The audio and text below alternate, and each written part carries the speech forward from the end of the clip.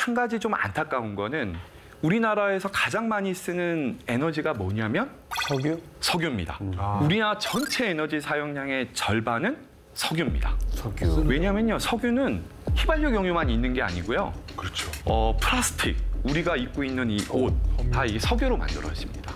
그래서 이와 같은 3,000가지 정도의 제품을 만드는데도 석유가 쓰이기 때문에 석유가 전체 에너지의 한 절반 정도 되는데요.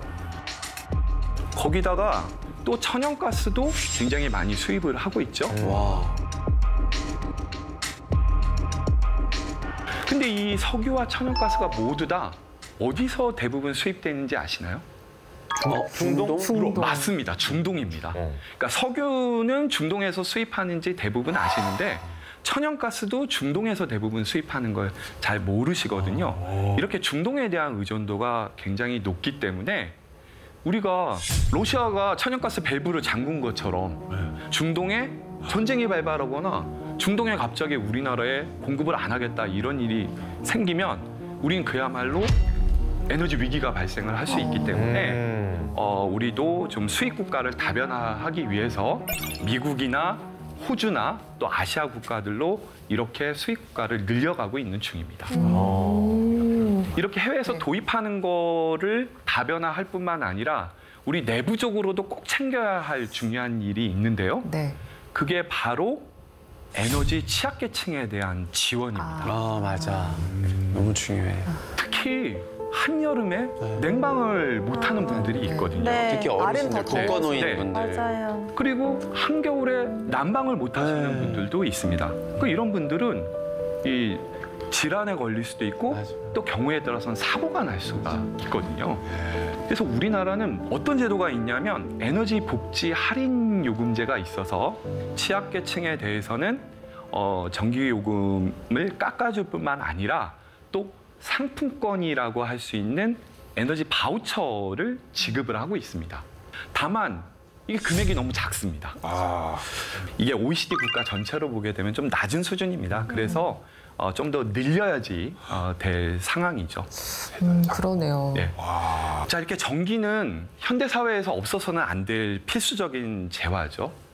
그리고 누구나 다 쓸 수 있어야 하는 거기 때문에 좀 돈을 충분히 낼 수 있는 사람은 충분히 내면서 또 절약을 하고 또 좀 소득이 적어서 내기 어려운 분은 좀 국가가 충분히 이렇게 보조와 지원을 해주는 이 에너지 복지가 반드시 필요한 세상입니다. 네, 선생님. 네. 제가 지불 능력이 있는 대한민국 국민으로서 네. 오늘부터 전기 절약에 적극 동참하도록 하겠습니다. 아, 마음 먹으셨습니까? 와. 그렇다면 선생님이 알려주셔야 할 건 우리 수지가 뭐부터 해야 할지. 좀 덜 먹어요. 에너지를 먹고 있나요? 먹는 것도 다 에너지로 만드는 거잖아. 콘센트를 꽂고 계세요? 그래. 전기 절약하려면 다이어트도 해야 돼요? 뭐 원칙은 그렇습니다만. 원칙?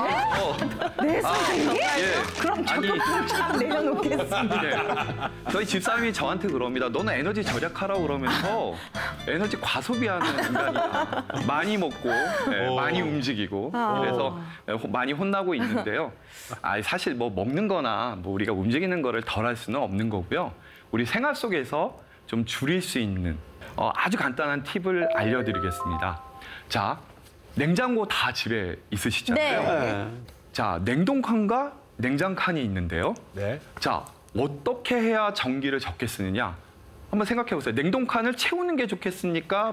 비워놔요. 게 비워야죠. 항상 좋겠습니까? 고민인데. 최대한 공간을 확보해야. 맞아요. 네.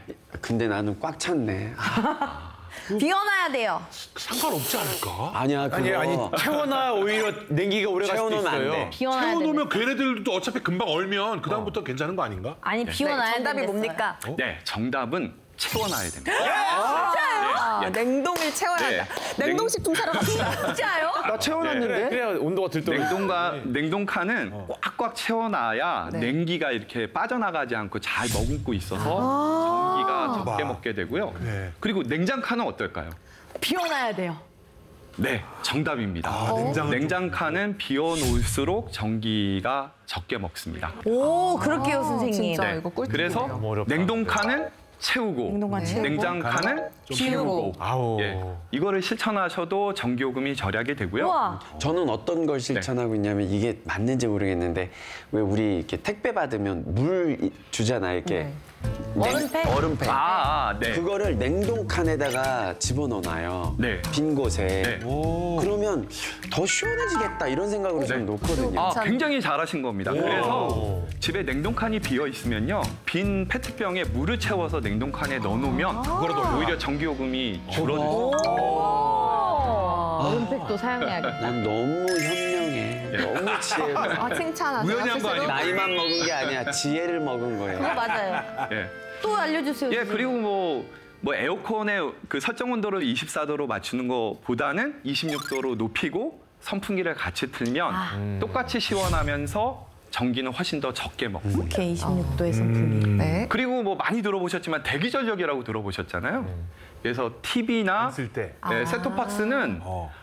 계속 콘센트를 꽂아놓고 있으면 전기를 먹습니다. TV를 안 봐도. 예, 그런 경우에는 이 절정 콘센트를 구입을 해서 이렇게 스위치로 껐다 켰다 할 수 있는 게 네. 있거든요. 외출할 때는 꺼놓고 TV를 시청할 때 셋톱박스와 TV의 전원을 켜면 굉장히 전기가 많이 절약이 될 수가 있고요.